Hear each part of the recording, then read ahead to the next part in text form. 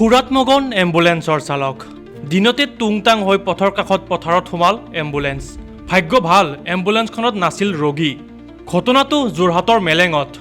দুপৰীয়াৰ ভাগত যোৰহাট চিকিৎসা মহাবিদ্যালয়ত ৰোগী থৈ পুনৰ ঘূৰি আহিছিল চেনিজান চাহ বাগিচাৰ এইখন এম্বুলেন্স।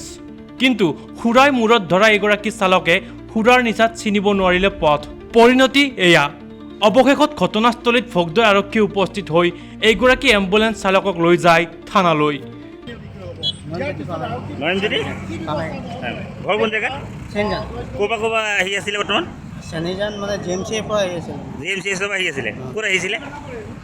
চেনিজান পি এছ চিলৈকে কিবা পি এছ চিলৈ আহিছিলে। ৰাস্তা পাৰ হৈ আহি পিনি ইয়াত সোমালে। ড্ৰিংকছ ক'ত কৰিলে? কোন জেগাত ড্ৰিংকছ কৰিলে? ইয়াতে কৰিলোঁ। ইয়াত ক'ত কৰিলে ড্ৰিংকছটো? নাই ক'ৰবাত কৰিলোঁ। কিমান খালে? নাই কোৱা অকণমান কিবা কৰিলোঁ মানে মোৰ কিবা এটা আজি টিয়কৰ পৰা Dipak Hazarika, news desk report.